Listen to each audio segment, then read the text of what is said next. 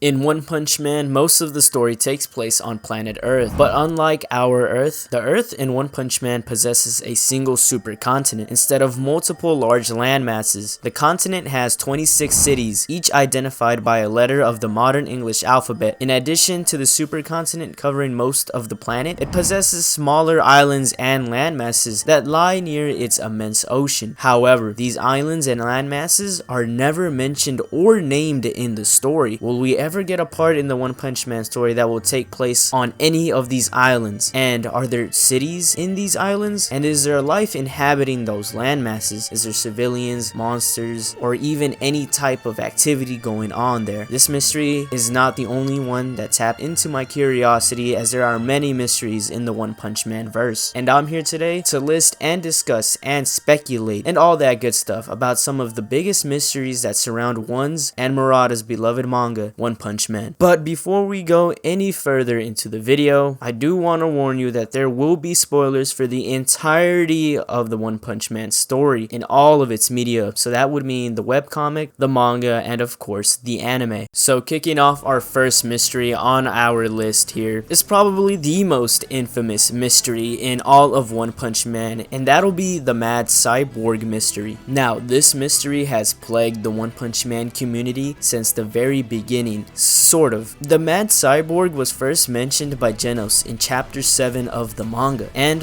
webcomic. Genos explained to Saitama soon after meeting him for the first time that 4 years ago, a rampaging cyborg destroyed and killed everything in sight, including Genos' family and hometown. Genos, being the only known survivor of the attack from the rampaging Mad Cyborg, was later then found by Dr. Kusano, where he was then turned into a cyborg with the help of Dr. Kusano and promised to find and kill the Mad Cyborg. And from here, the Mad Cyborg wasn't really ever mentioned again up until chapter 139 of the webcomic, where Drive Knight then tells Genos that Metal Knight is actually the person responsible for the creation of the Mad Cyborg, and he tells him that Metal Knight has many of these types of robots, an army of them ready at his disposal. We're then shown a silhouette of the Mad Cyborg and many other robots that Dr. Bufoy has created. Now, this arc is still going on in the webcomic, so it is unfinished and unknown to us that Dr. Bufoy is really the one responsible for the creation of the Mad Cyborg. All we really have is word of mouth from Drive Knight, and this is what's so mysterious about it, and this is what still has many people puzzled, because is Metal Knight really behind it, or is Drive Knight lying? There's been a lot of crazy theories, even some theories saying that Genos is the Mad Cyborg. But hey, maybe Drive Knight is telling the truth, and maybe the story is going towards that path of Metal Knight actually being the one responsible, or will there be a fake out?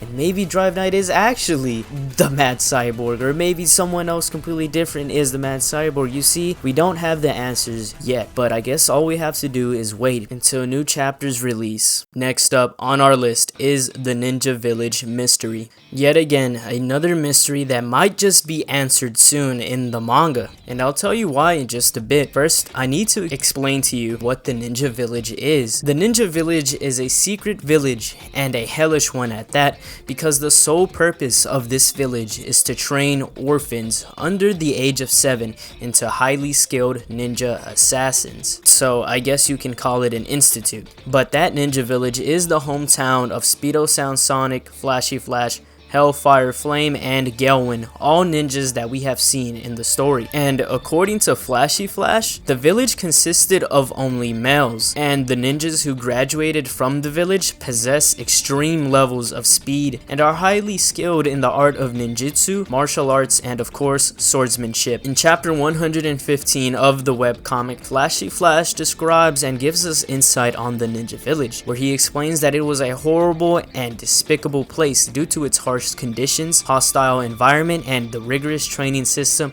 that a lot of the children had to go through, and the fact that there is no connection to the outside world. Sometime in the past, the ninja village was founded by a man regarded as the most powerful ninja to ever walk the earth. That same man challenged Blast some time ago and was defeated. Although Blast didn't kill him, the leader was put in a coma, and around the same time this was happening, Flashy Flash actually destroyed the village, killing everyone but the leader, who was in a coma at the time, and Speedo Sound Sonic was also spared from the slaughter. Flashy Flash was really on some Itachi shit. But nevertheless, what really makes the ninja village a mystery is that there are a lot of unanswered questions left. For example, why does the ninja village look like a giant cube?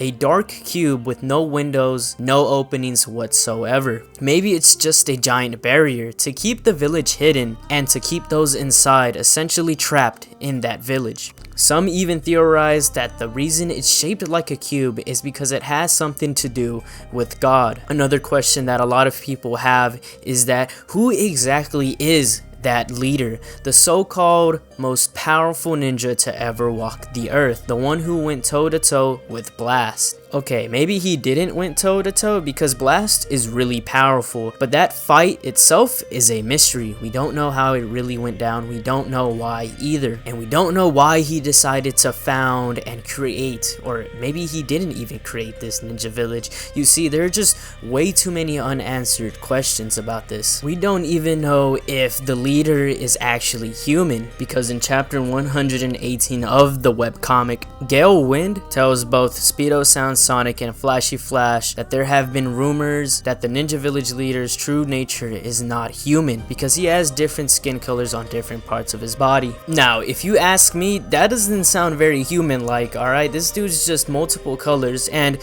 when he's actually shown in the webcomic as Gale Wind is saying all this, he looks very monster-like. He doesn't look human. He's very uncanny valley, if you will. But later on in the chapter, we actually see Saitama beat the ninja village leader, or what we can presume to be the ninja village leader, because we see a huge hole in the ground in the shape of the ninja village leader, along with all of his ninja gadgets and weaponry right next to Saitama. So will we ever see this guy in a real fight? Will we ever see more and hear more lore about the ninja village? And are there multiple ninja villages out there? I guess we'll just have to wait and see. Now, the next mystery on our list is about Blast, but not just Blast, but his unknown allies as well. Blast himself is already pretty mysterious, but I just want to focus on his allies, because we've only seen them twice, and the first time that they were shown, it was actually really hype. In chapter 156 of the manga, Blast was shown checking up on an incapacitated Tatsumaki, who had just got done resisting God's control. Blast then tells Tatsumaki that she has grown because she was able to resist the desire to become one of God's avatars. He then picks her up and hands her off to S-Class hero King.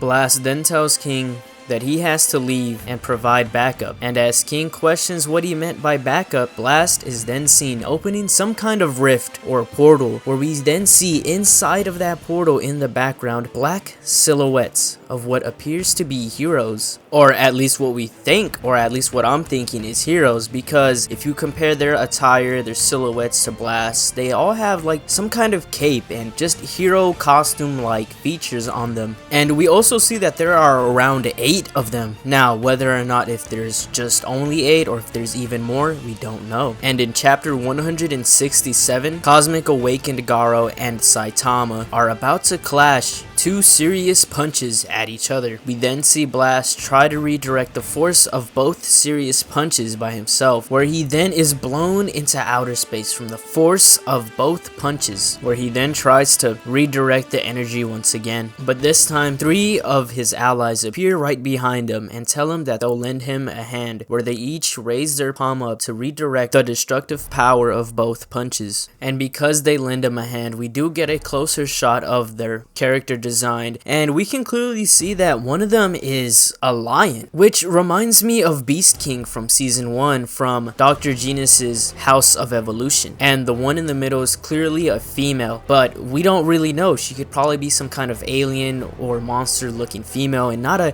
human human female. And the one to the right of the female looks very similar to Boros. Now, whether or not if this is Boros or whether it's just in the same species of Boros, maybe like a different race or from like a different clan, we don't know, but that's really cool. I think it's just really safe to say that all 3 or all 8 or however many there are, they're all very powerful. We've seen what Boros could do, we've seen what Blast can do, but as far as what the others could do, we don't know. But hopefully in the future they'll be involved in the story, and maybe they'll even tell us that they're actually some kind of organization with the name and all. And maybe what if they're actually evil? What if they just somehow betray Blast, or even betray the Hero Association or the humans or just planet Earth as a whole? What if they're just working with God? We don't know their true intentions and motives. I just hope one day that in the story we get Saitama meeting Blast's allies, and hopefully they'll like be like, yo,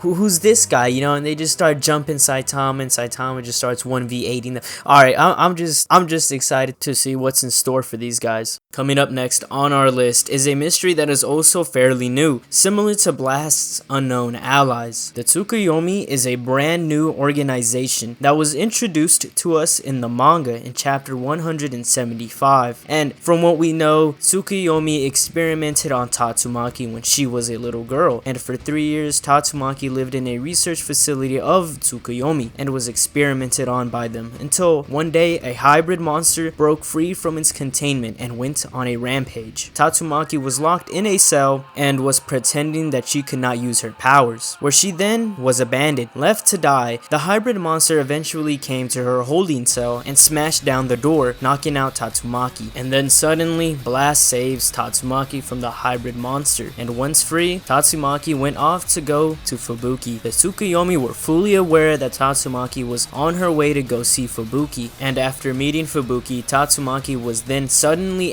ambushed by 4 Tsukuyomi agents who were presumably killed by Tatsumaki soon afterwards. But seeing this, Fubuki really became afraid of her older sister. So that was actually the story from Tatsumaki telling Fubuki herself about this psychic research organization that obviously we know now as the Tsukuyomi, and apparently they also make artificial psychics. This was mentioned by Tatsumaki when she was actually fighting one of the artificial psychics, Apollo, from the Tsukuyomi, who at the time were actually trying to take Psychos back to their lab to perform a craniotomy or maybe even experiments. Who really knows what they're gonna do with her? But I guess we won't find out, because Tatsumaki ends up saving the day, and Fubuki takes Psychos into her vehicle and they drive away, and because of that the 2 Tsukuyomi members end up driving away as well. So what really are the true motives and intentions behind the Tsukuyomi? How are they making these artificial espers? What do their experiments look like? What connections does this organization have, and do they know about the deity and being known as God? Now the reason I say this is because when Blast saved Tatsumaki from the hybrid monster back at the research facility, Blast was actually holding a communication cube, the cubes that are somehow connected with God. Maybe Blast just had it the whole time on him, or maybe he found it at that facility, which would explain the reason why he was there in the first place. But hopefully soon in the future, maybe we'll get a mini arc out of this, or maybe we'll just see him again and see more about the Tsukuyomi, because Apollo did say that he would come back and get revenge on Tatsumaki, so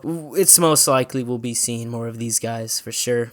But staying on track about mysterious groups or organizations, in this spot we have the Abandoned Masses. Now in chapter 130 of the webcomic, Flashy Flash can be seen at the Hero Association headquarters, where some staff members tell him that someone infiltrated and sneaked past their security to drop off a mysterious letter on a table, where the letter simply stated that the Dark Ones await at the remains of the village. This is when Flashy Flash then tells us that the Abandoned Masses is a notorious group of mass murderers whose goal is to kill the population in the world. He also tells us that the Ninja Village also used to inform their students to not even go near or even mess with the Abandoned Masses. So it is believed that they are a direct competitor to the Ninja Village. We then see Flashy Flash being dispatched to deal with them, and he believes that they are making a name for themselves and trying to control the the underworld after the destruction of the Heavenly Ninja Party. And that was pretty much the first time and the only time they were ever mentioned, because we still haven't really gotten an update on this. But what really blows my mind about this mystery is that the ninja village told their students and pretty much told all the ninjas in the village to not even mess with these guys. So are they really that much of a threat, and are they really that powerful? And like I mentioned before, we know that Flashy Flash is headed over there to go meet up with these guys, if they're even there. It could be a trap, we don't know. Also, the fact that we don't really even get like a silhouette or like a tease of this group really leaves it to our mind and what we can imagine how these guys look like and how they fight. Because if these guys could give the ninja village trouble, then maybe they're very skilled in martial arts and ninjutsu as well. Or are they just some kind of criminal underground organization where they can pretty much use anything like guns or even special superpowers and abilities like psychic powers, similar to like Tatsumaki or Fubuki. We also don't know if this organization has a leader or maybe multiple leaders, kind of like how the Monster Association had their executives or cadres. I mean, like, we don't even know how their base of operations even look like, but judging from like the past group or organizations bases that we've seen, it'll probably just be another cube.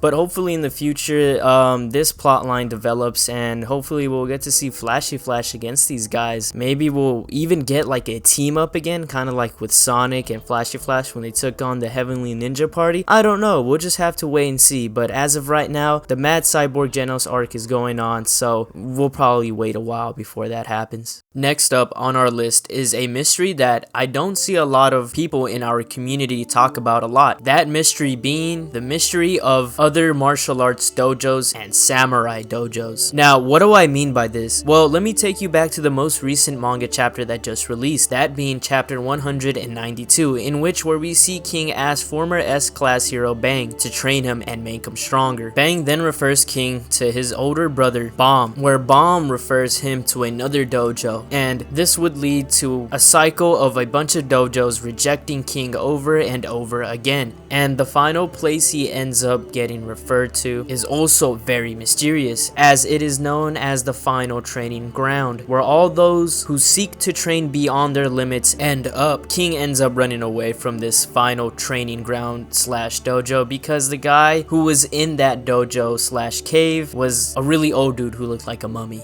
Now, a lot of these dojos weren't really explained in terms of like what their fighting style is like, what their fists are called, and what they specialize in. We don't even know where these dojos are located. Do these dojos have extremely strong fighters, or are they all pretty weak since they seemed pretty scared of King? And how exactly was the final training ground training supposed to look like? Because if it helped someone surpass that of their limits, then I would assume the training is incredibly hard. And this is where it got me thinking, are there other samurai dojos or clans just like that of Atomic Samurai and the Sword Masters along with their disciples? And if there is, are they stronger? Are they just as strong? Maybe weaker? Are they maybe perhaps evil? Or maybe they're good with a bunch of cool samurai artifacts and gadgets? I guess we'll just have to wait and see, but I think it would be pretty cool to just think about how there are multiple other mysterious dojos out there. And last but not least, ladies and gentlemen, this may be probably the biggest mystery of all, and that is God. What is he? Where does he come from? What are his intentions? What are his motives? Is he maybe a three-dimensional being? A fifth-dimensional being? Is he some kind of omnipotent, all-seeing God? How does he have the power to turn regular beings into these extremely powerful beings? Just like how we've seen him turn a monsterized Garo into cosmic awakened Garo. From context clues that we've picked up from reading the manga over time, we know that God has something against humanity, specifically the abominable fist that turned against God, that being Saitama, or at least we think so. And what's up with this connection with the moon? We've seen his back, literally physically his back in the moon. We've also seen him standing on top of the moon, but we don't know if he literally was physically standing on top of it, because Homeless Emperor might have been hallucinating, or maybe God might have put that type of hallucination or vision in his mind. Do other regular citizens of the One Punch Man world know about God? Maybe is there some kind of cult out there that maybe worships God, we don't really know either. But hey, all I'm hoping for is that we see Saitama and God go at it in a different timeline or different parallel universe, or maybe they're like in some kind of 5D dimension where they're just going at it, going blow for blow. Okay, maybe I'm just going on and on, but God is a complete mystery, probably the biggest mystery of all time in the One Punch Man verse, obviously. But if you enjoyed today's video, let me know if you want a part 2, as there are still some pretty big mysteries and even some smaller ones that not a lot of people are talking about. And as always, ladies and gentlemen, see ya.